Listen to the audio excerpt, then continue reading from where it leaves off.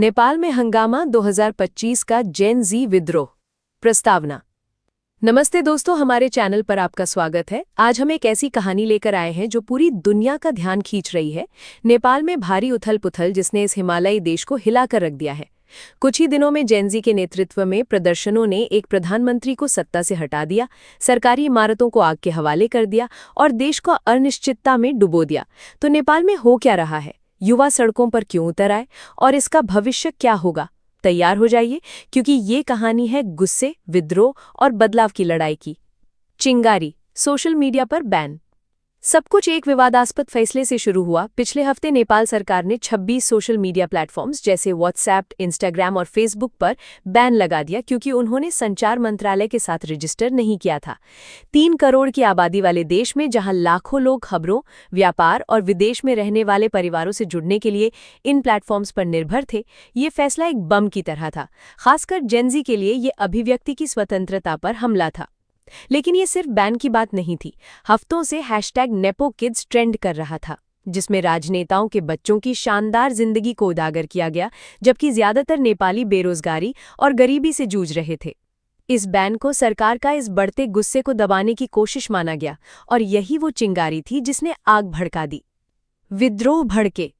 8 सितंबर को हजारों युवा नेपाली, जो खुद को जेन ज़ी मूवमेंट कहते हैं, काठमांडू और अन्य शहरों की सड़कों पर उतर आए। वे करप्शन, भाई भतीजावाद और उस सिस्टम से तंग आ चुके थे जो अमीरों को फायदा पहुंचाता है। शुरू में प्रदर्शन शांतिपूर्ण थे, जिसमें छात्र और युवा प्रोफेशनल्स जवाबदेही की मांग कर रहे थे।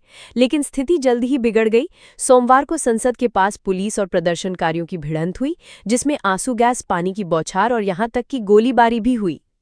दुखद रूप से कम 19 लोग मारे गए और सैकड़ों घायल हुए। इसने गुस्से को और भड़का दिया। मंगलवार 9 सितंबर तक विद्रोह उग्र हो गया। भीड़ ने संसद पर धावा बोल दिया और उसे आग लगा दी। सुप्रीम कोर्ट, सरकारी दफ्तर और यहां तक कि प्रधानमंत्री का निजी निवास भी जल गया। नेपाल का प्रतीक सिंह दुर्बार आग की लपटों में घिर गया। प्रधानमंत्री का पतन। ये हंगामा नेपाल के प्रधानमंत्री केपी शर्मा ओली के लिए बहुत ज्यादा था। मंगलवार को 2 दिन के लगातार विरोध के बाद उन्होंने देश में असाधारण स्थिति का हवाला देकर इस्तीफा दे दिया। ओली, जो कम्युनिस्ट पार्टी के नेता और कई बार प्रधानमंत्री रह चुके थे, उन्होंने जेन ज़ी प्रदर्शनकारियों को बिना सोचे समझे बुलाकर अपनी स्थिति और खराब कर ली थी। उनका इस्तीफा प्रदर्शनकारियों के लिए बड़ी जीत थी, लेकिन इसने एक बड़ा सवाल खड़ा कर दिया। अब देश को कौन चलाएगा?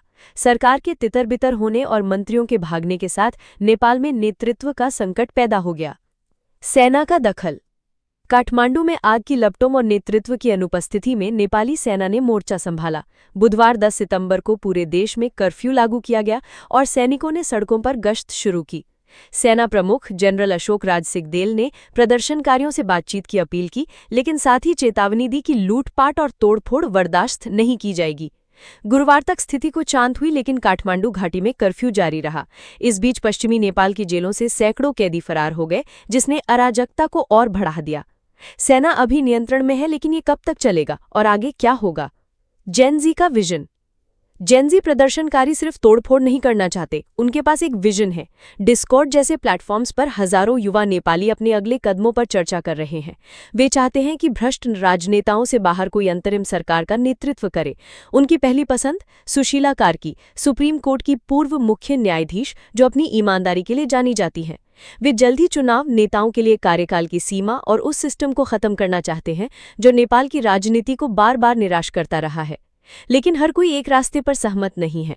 कुछ प्रदर्शनकारी हिंसा के लिए कट्टरपंथियों को दोष देते हैं। उनका कहना है कि इससे उनकी मांगों की छवि खराब हुई है। दूसरी तरफ काठमांडू के मिलेनियल मेयर बालेन्द्र शाह युवाओं का समर्थन कर रहे हैं, जो उन्हें राजनीतिक दुनिया में एक दुर्लभ सहयोगी बनाता है। ये क्यों मायने रखता है?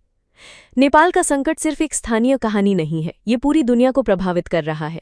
भारत और चीन के बीच बसा नेपाल एक सामरिक केंद्र है। भारत ने अपने नागरिकों के लिए ट्रैवल एडवाइजरी और हेल्पलाइन जारी की है, जो नेपाल में फंसे हैं, जबकि चीन ने स्थिरता की मांग की है। इस अशांति ने पर्यटन को बाधित किया है, जो नेपाल की अर्थव्यवस्था की रीढ़ है, और काठमांडू का हवाई अड्डा 24 घंटे से ज्यादा समय तक बंद रहा है। विश्व स्तर पर लोग इसे अन्य युवा नेतृत्व वाले आंदोलनों से जोड़ रहे हैं, जहां करप्शन और असमानता के खिलाफ गुस्सा भड़क रहा है। संयुक्त राष्ट्र ने मृतकों की जांच की मांग की है और नेपाल के पड़ोसी देश प्रभावों को लेकर चिंतित हैं। आगे क्या? फिलहाल नेपाल एक चौराहे पर खड़ा है, सेना शांति बनाए रखे ही है, लेकिन राजनीतिक भविष्य अस्पष्ट है।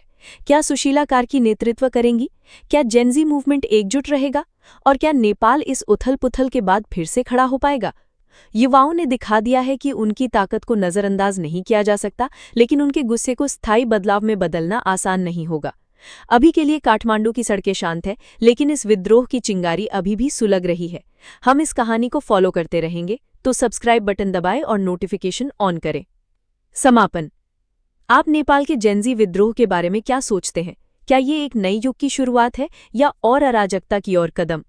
नीचे कमेंट्स में अपनी राय बताएं और अगर आप इस कहानी के किसी हिस्से को और गहराई से जानना चाहते हैं तो हमें बताएं।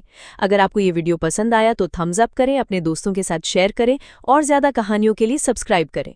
अगली बार तक जिज्ञासु रहें और जानकार रहें।